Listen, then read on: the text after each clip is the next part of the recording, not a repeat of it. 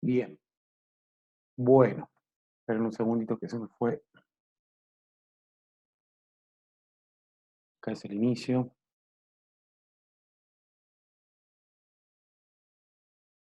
Ahora sí, perfecto.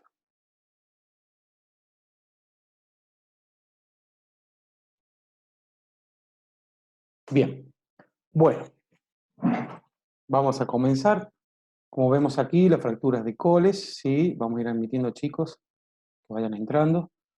La fractura de Coles, primero hay que hacer una reseña, hacer referencia a lo que son las fracturas del radio, en el cual las fracturas del radio obviamente se suelen dar en este tipo de fracturas, más que nada en las mujeres mayores de 55 años, producto de caídas con una hiperextensión en el cual va a obligar una flexión dorsal excesiva de lo que es el extremo distal del radio y genera una fractura. Como pueden observar, la definición entonces es una fractura en la metáfisis distal del radio que ocurre aproximadamente entre unos 3 a 4 centímetros de lo que es la superficie articular, o sea que por lo general siempre son extraarticulares, con una angulación volar, ¿sí? Una angulación volar, como pueden observar, yo lo voy a ir mostrando con el puntero láser. Esto vendría a ser una desviación molar y ustedes la deben haber visto como una deformidad en dorso de tenedor también, ¿sí? Muy característica en estas fracturas de muñeca, en el cual el desplazamiento dorsal del fragmento distal, ¿sí? De lo que es el radio, va a irse, digamos, en sentido dorsal o sentido volar, como dije recién, y por lo tanto también puede llegar a producir un acortamiento en lo que es la longitud del radio, sumamente importante en esta fractura. Luego tenemos una variante, que puede ser una variante interarticular, ahí ya cuando se produce la ruptura, acá donde les señalo yo, se produce la ruptura también en varias partes de lo que es el radio y también puede producir una fractura intraarticular del radio, afectando lo que es la articulación radiocarpiana o radiocubital, ¿sí? El mecanismo de lesión, como les dije recién, se suele dar por caídas con la mano en extensión, ¿sí? La mano va a llevarse a una hiperextensión y por lo tanto se va a producir una fractura, ¿sí? Con el desplazamiento de lo que es el radio en sentido volar. Bien, el objetivo de tratamiento sumamente importante en el traumatólogo va a ser la alineación y lo que va a hacer darle estabilidad a esta fractura para que después no haya complicaciones con lo que es el agarre o con lo que es la famosa pinza anatómica. La alineación siempre y cuando tiene que mantenerse lo que es el objetivo de la longitud de la cabeza de, mejor dicho, de la cabeza no, de lo que es el radio, la longitud y también mantener, ¿sí? O evitar, mejor dicho, el cambio mayor a 2 milímetros de lo que es la variación cubital, que ya lo voy a explicar con mayor, mayor descripción. Esperen que justo estoy agregando unos chicos que están ahí afuera. Admitir a todos. Bien. Entonces, como les dije recién, el objetivo aquí del traumatólogo es alinear y mantener la longitud de lo que es el radio y por lo tanto que no haya una variación mayor a 2 milímetros del cúbito, ¿sí? Normalmente la variación longitudinal del radio se extiende ligeramente más distal en relación a lo que es el cúbito, marcando una variación negativa del cúbito. Eso es lo normal que puede ocurrir. La variación positiva que va a dar, ¿por qué? Porque el cúbito se alarga más que el radio. En realidad no es que se alargue el cúbito más que el radio, sino que al fracturarse el radio, voy a comprimirse, lo que es la metáfisis, va a disminuir su longitud y por lo tanto va a parecer que el cúbito está más largo, que ya vamos a ver cómo se da esto específicamente. Acá pueden observar en la imagen, ¿sí? Una variación, espérense un segundo, corro esto. Mm, acá pueden observar la variación negativa cubital, lo normal, ¿sí? Que el radio siempre sea mucho más largo que lo que es el cúbito. Esto va a ayudar a que obviamente va a haber una buena desviación cubital de la muñeca, como dice acá la imagen. Y en este caso, cuando el radio está ya fracturado y se ha curado de cierta manera mal, ¿sí? Puede haber una variación negativa, mejor dicho, una variación positiva de lo que es el cúbito, que hace referencia a que el cúbito está aproximadamente a la misma distancia de lo que es el radio. ¿Esto qué va a hacer? Va a afectar a menudo lo que es la desviación cubital de la muñeca, ¿sí? Entonces, ¿qué tenemos que tener en cuenta? La longitud del radio. Siempre el traumatólogo va a tener en cuenta, cuando nosotros veamos una radiografía, a ver si ha sido una buena cirugía o una buena inmovilización o una buena elección por parte del traumatólogo, que el radio tenga, o mejor dicho, el cúbito tenga una variación negativa en relación a lo que es el radio. ¿Sí? Si no, vamos a tener complicaciones en la movilización de esa muñeca del paciente.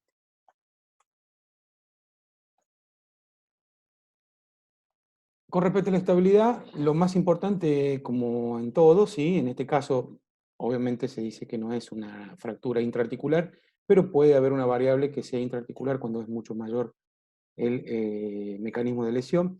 El objetivo va a ser conseguir una muñeca indolora y estable, ¿sí? Para que la persona pueda realizar las actividades de la vida diaria. Eh, con respecto a lo que es los objetivos de rehabilitación, la amplitud de movimiento, como hablamos siempre, restaurar el ROM completo de lo que es la articulación, tanto de la muñeca como de los dedos. Y en este caso, ¿qué va a ocurrir? Está bien, el codo lo tenemos lejos, ¿sí? La articulación del codo la tenemos lejos, pero la persona, al tener un yeso, una inmovilización, no realiza los movimientos de pronosupinación. Por lo tanto, la pronosupinación y al verse con un yeso, la persona tiende a tener el brazo o el codo en flexión de 90 grados. Entonces el codo se va a ver de cierta manera, ¿sí? Afectado a la distancia producto de la inmovilización de la muñeca, en este caso por la fractura del radio. Acá tenemos un cuadrito, ¿sí? Que nos marca los rangos de movimiento normales de lo que es la muñeca, la flexión de 75 grados, los grados funcionales que vendrían a ser los permitidos, digamos, para realizar las actividades diarias en base a las actividades de la vida diaria serían de 15 grados. La extensión de 70 grados, ¿sí? Funcionalmente de 30 grados, desviación radial de 20, desviación cubital de 35, con sus respectivos grados funcionales. Uno de los compañeros me preguntaba cuál era, no sé si le teníamos que dar importancia a estos cuadritos, y por ahí hay unos cuadritos que se confunden ¿cómo se dice? Que se confunden los grados, ¿sí? Pero hace referencia más que nada a los cuadritos, a los grados en relación a esa lesión, no se guían específicamente por lo que dice la bibliografía porque tiene varios errores de tipeo. Pero en este caso, por ejemplo, este cuadro específicamente está bien con respecto a los grados funcionales. Bien, continuamos. Fuerza muscular, esto ya lo deben haber visto con el profe, creo que ya vieron la última clase con el profe. La fuerza muscular, esto siempre tienen que tener en cuenta ustedes, como ven aquí, siempre primero y principal, el objetivo de la rehabilitación va a ser la amplitud de movimiento. No puedo yo trabajar la fuerza sin tener amplitud de movimiento. Por más ejercicios de isometría, como me suelen nombrar ustedes, ¿sí? Pero los trabajos de fortalecimiento muscular o de fuerza específicamente no es lo mismo y por lo tanto no hay que trabajarlos sin antes tener los rangos óptimos de movimiento. Eso es por ley, ¿sí? Mejorar la musculatura de toda la eminencia tenar y hipotenar, ¿sí? De los músculos lumbricales e interóseos, de los extensores de los dedos, los flexores de los dedos, abductores largos del pulgar. Ahí vi que el profe le subió ya la clase de rehabilitación de muñeca, así que eso vendría a estar relacionado específicamente con esto.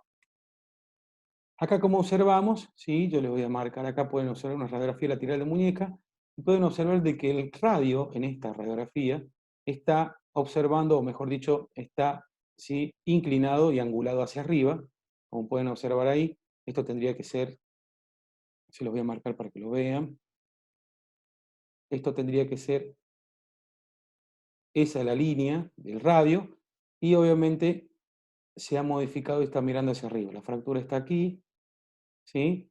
Y se ha modificado, producto de la hiperextensión, una alteración en lo que es el radio. Por lo tanto, muy probable que haya una variación negativa, o mejor dicho, positiva de lo que es el cúbito. Ven, aquí habla, apréciese la pérdida del ángulo normal de inclinación volar de 10 grados aproximadamente del radio.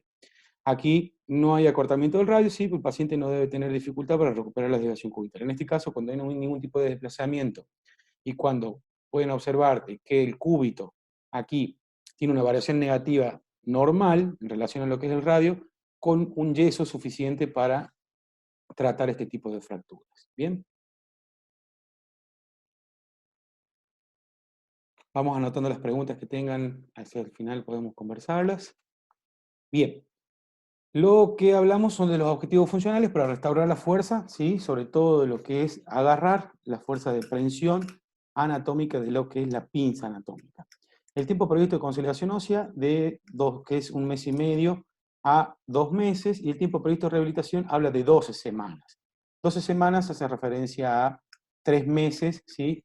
Que en relación a lo que es la fractura de coles, y más que nada si son adultos mayores, suele tardar un poquito más, ¿sí? Pero bueno, como les digo siempre, esto es sumamente estimativo, pero tendría que estar dentro de los tiempos que habla la bibliografía. Método de tratamiento, siempre tenemos el yeso a disposición, en estos tipos de fracturas que no son desplazadas. Aquí, como pueden observar, hay un error de lo que es tipeo, que lo debo haber hecho yo al error, o capaz que lo tiene el libro también. Eso lo tienen que corregir ustedes aquí. Ven que el yeso dice biomecánica, sistema de protección de cargas. No, acá es un sistema de distribución de cargas, ¿sí? Eso corríjalo ustedes también, ya lo voy a corregir yo, y posiblemente en el libro capaz que diga lo mismo, por eso no me he dado cuenta, de tipeo, pero acá dice distribución de cargas, ¿sí? Secundario con formación de cargas. ¿Cuándo se va a utilizar? En aquellas que no tienen ningún tipo de desplazamiento. En pacientes mayores de lo que es 60 años se puede utilizar un yeso corto y evitar la rigidez del codo, lo que le hablaba al principio. Fundamental eso, ¿sí? En el resto de lo que son las fracturas, se suele utilizar o colocar un yeso largo braquial las primeros 3 a 6 semanas, seguido de un yeso corto. ¿Bien? Acá la imagen es un poco defectuosa, pero en este caso se puede observar, ¿sí?, que la congruencia articular está dentro de todo normal. El cúbito, ¿sí?, está en una variación negativa, por lo tanto el radio va a tener el radio, mejor dicho, la muñeca, va a tener una buena desviación radial y cubital. El fijador externo es otro sistema que tenemos, que cabe destacar o aclarar que el fijador externo es un dispositivo que se va a utilizar siempre en fracturas expuestas o en fracturas abiertas. ¿Qué quiere decir esto? Que el fijador externo nos va a servir como un tratamiento transitorio, ¿sí? ¿Para qué? Para que el traumatólogo, o mejor dicho, los médicos que lo estén atendiendo a esa persona, puedan producir o puedan realizar la curación de los tejidos blandos, ¿sí? Al mismo tiempo, con el tutor externo o con el fijador externo, van a ir corrigiendo y alineando lo que es el foco de fractura, ¿sí? Y en este caso siempre se utiliza, como dice aquí, en fracturas conminutas o desplazadas y fracturas abiertas. Entonces, mientras se va tratando lo que es las lesiones o las heridas de los tejidos blandos, tendones, músculos, piel, lo que sea, ¿sí?, se coloca el tutor externo para ir tratando la fractura, pero está como principal objetivo primero la curación de los tejidos blandos. Una vez que se logra la curación de los tejidos blandos, sacar la infección que haya, hacer el desbridamiento, limpiar lo que es toda la herida, sacar todo lo que es el tejido necrosado, etcétera, etcétera, etcétera, ¿sí?, se va a sacar el tutor externo y obviamente se va a observar cómo ha consolidado la fractura y si es necesario o no realizar una fijación con algún tipo de placa o algún tipo de dispositivo, o si ya ha sido el tratamiento definitivo. Eso queda a elección del paciente, perdón, a elección del traumatólogo, y por lo tanto va a ser dependiendo de cómo esté la fractura de este paciente, ¿sí? En ese caso se va a usar el fijador externo. Y luego tenemos aquí imágenes, ¿sí?, ya más reales de lo que es el fijador externo y una fractura expuesta. Esto obviamente no se produjo porque la persona se haya caído normalmente, como decimos, con una hiperextensión, pero sí los fragmentos aquí, como pueden ver, están bastante desplazados y esto evidentemente debe haber roto, ¿sí?, lo que es las alteraciones de los tendones, mejor dicho, y la piel, o sea, se puede haber hecho expuesta. En este caso se coloca el tutor externo, se produjo una reducción de lo que es reducción cerrada, obviamente, y ahí sí se trata todo lo que es el tejido blando, que en este caso no se ve, pero es el objetivo del traumatólogo. Luego tenemos la reducción abierta y fijación interna clásica con placas o con agujas percutáneas. ¿Qué quiere decir esto? Reducción abierta y fijación interna, en la que ya venimos hablando, con la colocación de las plaquitas, ¿sí? Vienen plaquitas en T, vienen plaquitas específicas para lo que es el radio. Pero también se colocan, se me desconectan algunos y vuelven, van y vuelven, pero también se colocan agujas, las agujas de Kirchner, pero de forma percutánea. ¿Qué quiere decir esto? Que no va a haber ningún tipo de incisión quirúrgica, sino que se van a colocar con el taladro directamente sobre la piel, ¿sí?, obviamente radiológicamente ya controlado al paciente, para darle estabilidad a lo que es el foco de fractura Y esas agujitas, como lo vemos aquí en la imagen siguiente, esas agujitas, ¿sí?, van a dar estabilidad y van a quedar por fuera del yeso. ¿Está? Y estas van a producir una consolidación secundaria con una formación de callo óseo. ¿Qué quiere decir esto? Que estas agujitas, una vez que produzcan el callo óseo o que cumplan su ciclo, su función, van a ser retiradas, ¿sí?, y el paciente va a seguir con el yeso. ¿Para qué? Para terminar ya de consolidarse, ¿sí?, todos los agujeritos que se hicieron con las clavijas. ¿Ven? Como pueden observar aquí, ¿dónde se utiliza? En las fracturas intraarticulares que habíamos hablado que podían producirse, ¿sí? Aquí, como pueden observar, está roto lo que es en dos partes el radio y obviamente el estiloide radial. Por lo tanto, esto va a producir rigidez el día de mañana en el paciente. ¿Por qué? Porque se va a formar tejido en esta zona y va a producir después dolor y degeneración del cartílago, ¿sí? Volvemos para atrás. Biomecánica, un sistema de protección de cargas para la fijación con placas, ¿sí?, y de distribución de cargas para las agujas. Siempre se trata de lograr una consolidación primaria con las placas, ¿sí?, de primera instancia, y secundaria con las agujas, pero si no se logra una fijación rígida o sólida, obviamente que va a tener que ser de forma secundaria con una pequeña formación de callo óseo. Entonces, como decimos siempre, están indicadas en las fracturas desplazadas articulares. Luego se puede colocar un yeso por 2 a 6 semanas, dependiendo de la evolución del paciente, ¿sí? Bien, consideraciones especiales de la fractura. Creo que acá falta afectación articular, se le ve un poquito en negro ahí, me faltó pintarlo. Bien, siempre tenemos que tener en cuenta las consideraciones especiales. ¿Por qué? Porque son criterios que va a tener en cuenta el traumatólogo. Depende de la edad del paciente, siempre los ancianos pueden producir mayor rigidez en la articulación. En el caso la osteoporosis va a jugar un papel bastante importante asociado a lo que son las caídas en hiperextensión. Obviamente esta fractura siempre es más susceptible. Con respecto a la afectación articular, o sea, ¿qué va a afectar a nivel articular? Estos pacientes tienen complicaciones en las articulaciones radiocubitales distales y por lo tanto se puede comprimir y colapsar lo que es el radio, ¿sí? Entonces eso puede llegar a producir una disminución en la pérdida de la garra y eso va a generar una alteración en la desviación tanto cubital como radial y en la supinación.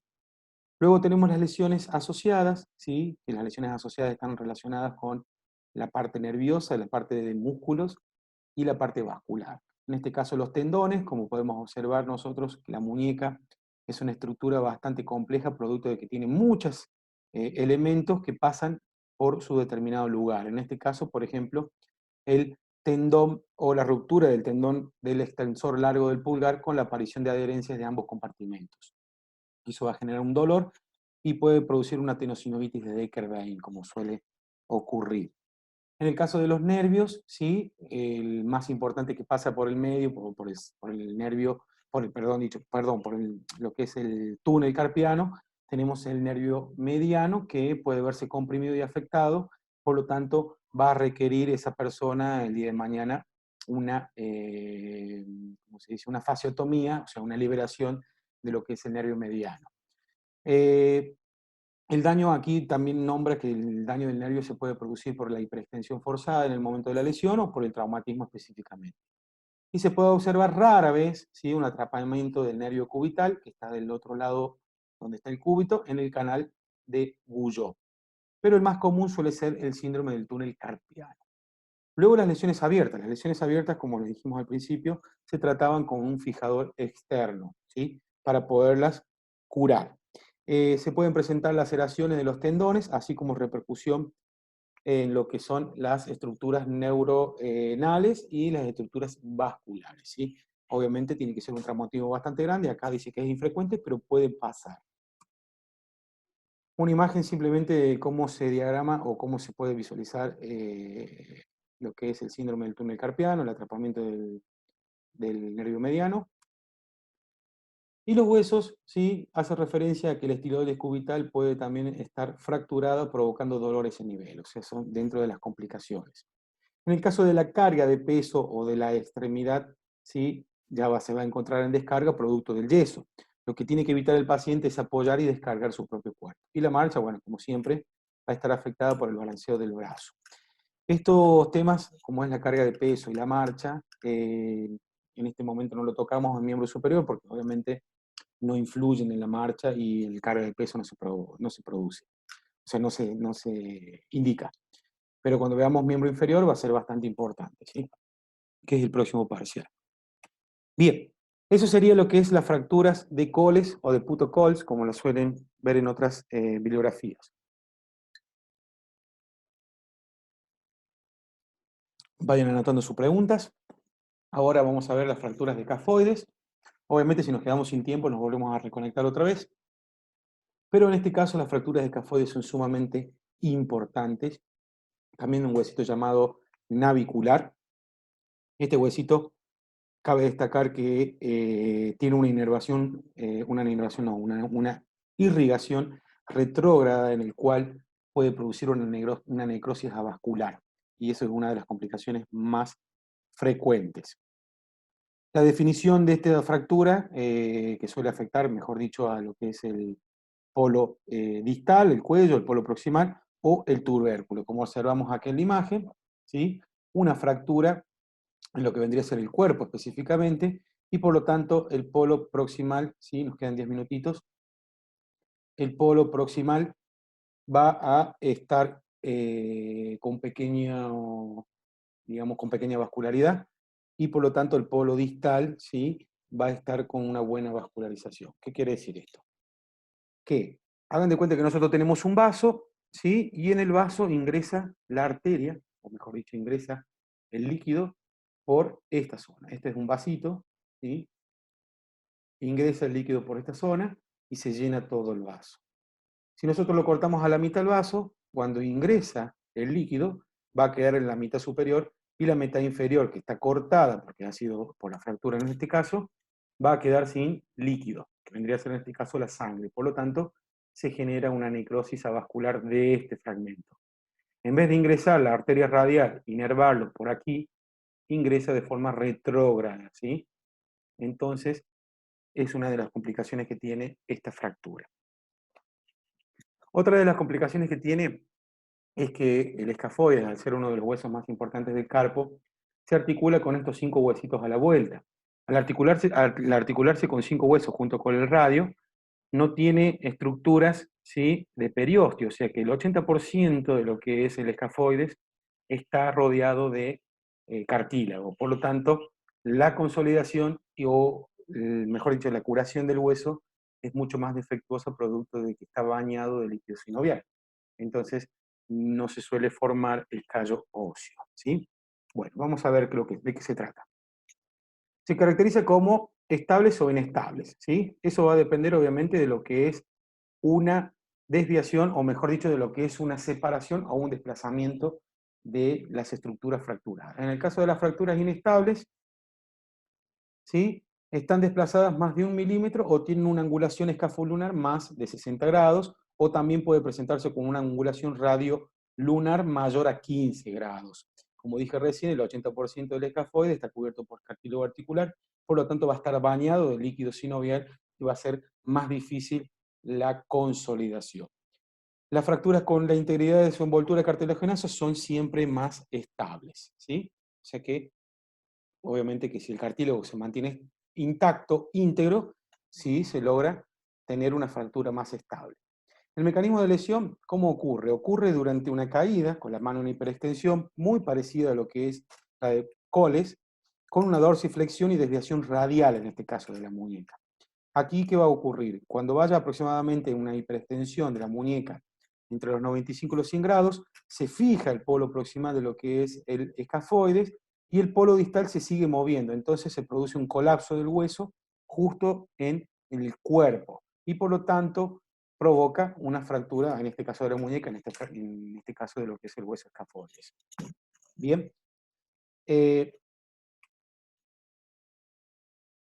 Vamos a los objetivos de tratamiento. Esto lo dejo de compartir, así puedo pasarme, porque me quedan 6 minutitos, tiempo restante, me quedan 6 minutitos. Seguimos un poquito más. Acá, como podemos observar, los objetivos ortopédicos, no se ve porque está en negro, ahí me confundí, ¿sí?